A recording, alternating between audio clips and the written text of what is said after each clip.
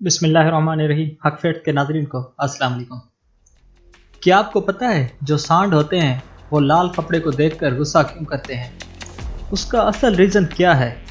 और क्या आपको पता है कलर नाइट विज़न एक ऐसी न्यू टेक्नोलॉजी है जिसके थ्रू उसमें रात को भी आपको दिन जैसा दिखाई देता है।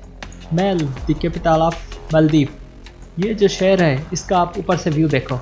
ये जो है ये दुनिया का सबसे ज़्यादा ऑर्गेनाइज आइलैंड है। इस आइलैंड का हर एक चप्पा चप्पा, हर एक कोना कोना पूरा यूटिलाइज है। ये दुनिया का सबसे डेंसली पॉपुलेशन में से एक आइलैंड है।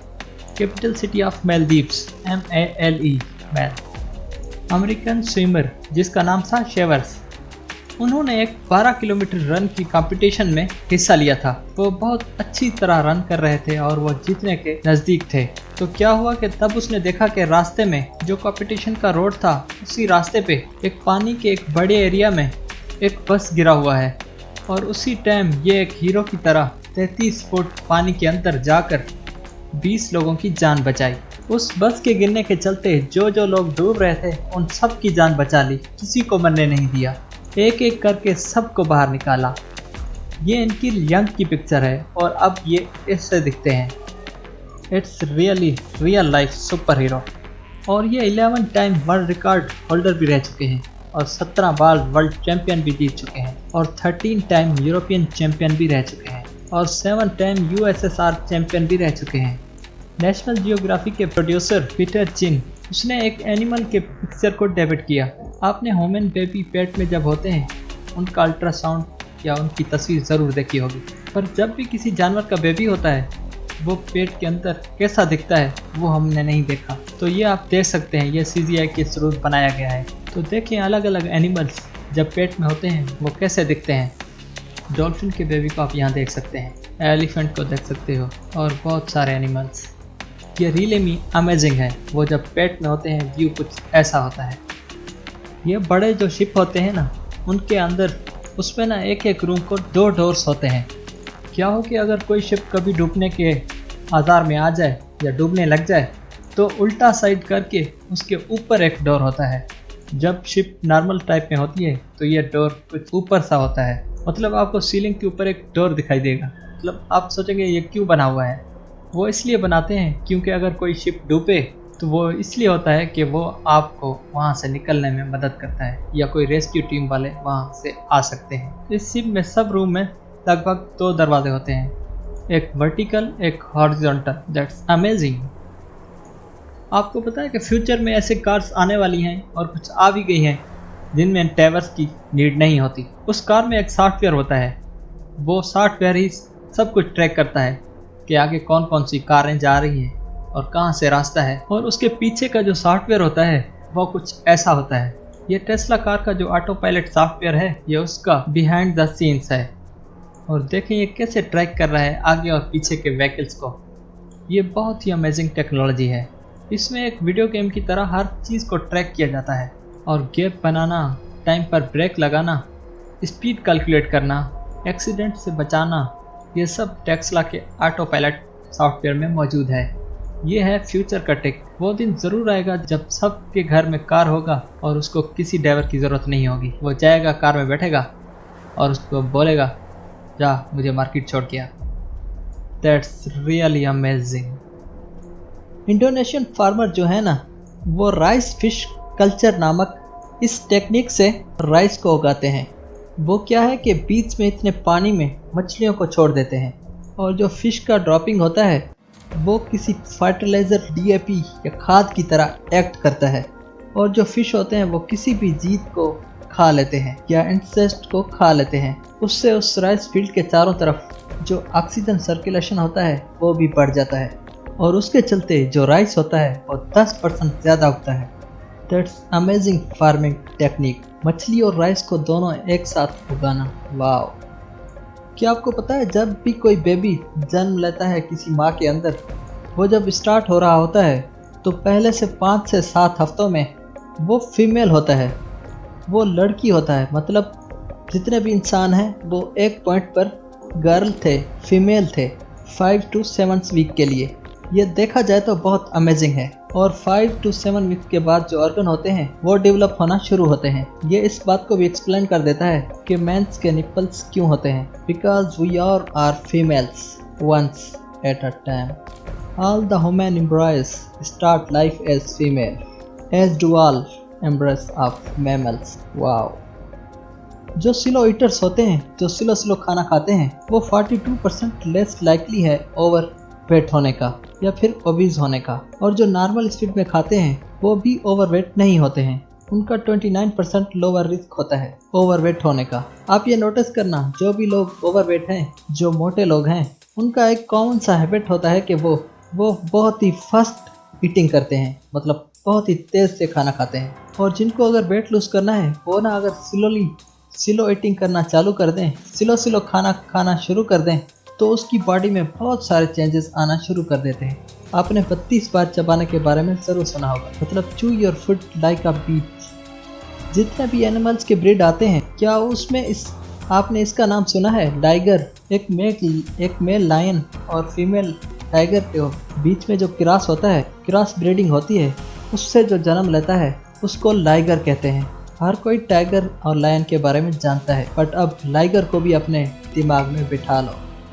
और क्या आपने कभी नोटिस किया है, जब आप कोई भी परफ्यूम आप खुद को लगाते हो, नया खुद को लगाते हो, तो तब आपको बहुत ही ज़्यादा स्मेल आती है, मतलब उसकी खुशबू आती है। मगर आप जब उसी परफ्यूम को 5-6 महीने या 1 साल तक लगाते रहोगे, तो क्या है कि फिर आपको उसकी खुशबू आती ही नहीं, क्योंकि आपका ब्रेन जो है वो यूज टू हो जाता है उस खुशबू से। आपके ब्रेन को ये इसलिए होता है कि इसे ऑल फैक्ट्री एडिक्शन कहते हैं। मतलब इसका एक बहुत ही डीप लॉजिक है, आप समझो। मतलब आपका बॉडी एक ही चीज़ को स्मेल कर रहा है बहुत दिन, मतलब वो स्मेल आपके लिए खतरनाक नहीं है, तो आपका बॉडी आप उसको एज अ थ्रेट नहीं मानता, क्योंकि आप इतने दिन से सूंघते आ रहे हो। बट कोई भी नया स्मेल आपका बॉडी किसी भी नए स्मेल को एकदम कॉन्शियस करके सूंघाता है, इसलिए कि वो टेस्ट करता है क्या ये खतरनाक है या फिर नॉर्मल है।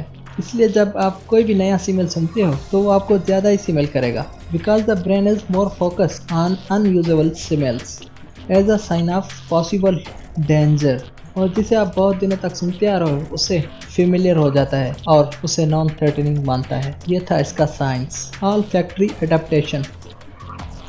ये इंटरनेट की सबसे ज़्यादा वायरल इमेज है और इसे कहते हैं the night the moon dressed like certain. ये माउंटेन से ऊपर लिया गया एक पिक है और आप इसमें देख सकते हो जो मून है उसमें उसका एक रिंग टाइप नज़र आ रहा है। ये एक्चुअली में एक क्लाउड था, बस वो क्लाउड इतने परफेक्ट पोजीशन पर प्लेस्ड था, ये लग रहा था कि सैटर्न है, सैटर्न ग्रह। वेनेजुला में एक लाइटिंग होती है जिसे कहते हैं काटाटुम्बो लाइटिंग, और ये जो है ये लाइटिंग इवेंट जब होता है इसे ना इंटरनल थंडर स्टॉर्म कहते हैं। और वेनेजुला को ये जो जगह है उसे मोर लाइटनिंग स्ट्रिक प्लेस भी कहा जाता है, क्योंकि जब ये यहाँ होता है तो हर सेकंड में 5 बार बिजली गिरती है। मतलब आप जहाँ हो तो वहाँ हर सेकंड में 5 बार मरतबा की बिजली गिरे। इस इवेंट में पूरा यही होता है और वो भी बहुत महीनों तक। काटाटुम्बो लाइटिंग ये दुनिया का सबसे फेमस टॉपिक में से एक टॉपिक है। ये जो आप स्क्रीन पर इमेज देख रहे हो ये भी एक सबसे ज़्यादा वायरल पोस्ट में से एक पोस्ट है। इसमें देखो एक 40 साल पुराना टोटोआइस, एक ओल्ड मदर टोटोआइस, उसने 5 दिन के जन्मे एक छोटे से बच्चे को अपने सर पर उठा के रखा है। ये एक रियल पिक है और इस पिक में बहुत सी स्वीटनेस है। दुनिया के बहुत सारे सर्वेज में ये पता लगा है कि जो कस्टमर्स होते हैं ना, वो किसी भी प्रोडक्ट का अक्सर प्राइस जो होता है उसे क्वालिटी के इक्विवेलेंट मानते हैं। मतलब अगर कोई चीज़ महंगी है तो वो अच्छी है। ये एक मिसकंसेप्शन है जो लोगों के दिमाग में बैठ गया है और दुनिया के हज़ारों स्टडीज़ यही शो करते हैं कि जो कस्टमर्स होते हैं वो बहुत ज़्यादा तादाद में प्राइस से ही क्वालिटी को डिटरमाइन करते हैं, जो कि बिल्कुल ही सही नहीं है। आप अपने आसपास भी ये नोटिस करते होंगे, शायद आप खुद भी ये करते होंगे कि high price always equal to high quality, लेकिन असल में ये ट्रू नहीं है। और इसी के चलते दुनिया के जो बहुत सारे प्रोडक्ट हैं वो अंडररेटेड रह जाते हैं। स्पाइडर जो होते हैं वो कितने छोटे होते हैं, मकड़ी, उसका जो पैर होता है, उसका जो पाँव होता है वो कुछ ऐसा होता है। आप इसे ध्यान से देखो, अगर आप जूम करके देखोगे उनका जो पाँव होता है, स्पाइडर्स लेग, वो कुछ ऐसा दिखेगा।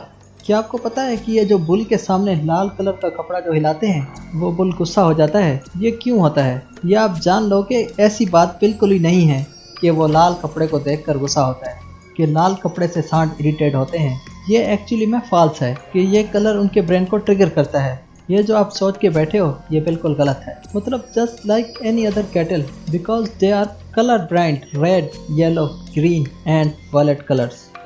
मतलब just like any other cattle, जो बुल्स होते हैं, सांड होते हैं, वो लाल और ग्रीन कलर को देख ही नहीं सकते। वो कलर नहीं बल्कि जो मूवमेंट होता है उसको देख के वो इरिटेट होते हैं।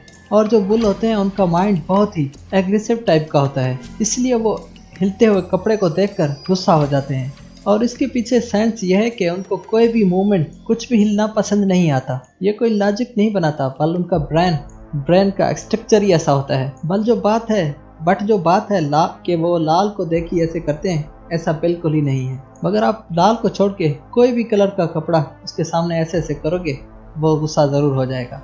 बट लाल कलर इसलिए दिखाया जाता है क्योंकि वो ट्रेडिशन बन चुका है। बहुत पहले के टाइम से लाल ही कलर को यूज़ किया जाता है इस बुल फाइट इवेंट में, इसलिए लाल यूज़ होता है। और ऐसी बात बिल्कुल ही नहीं कि ये लाल को देखकर गुस्सा होते हैं।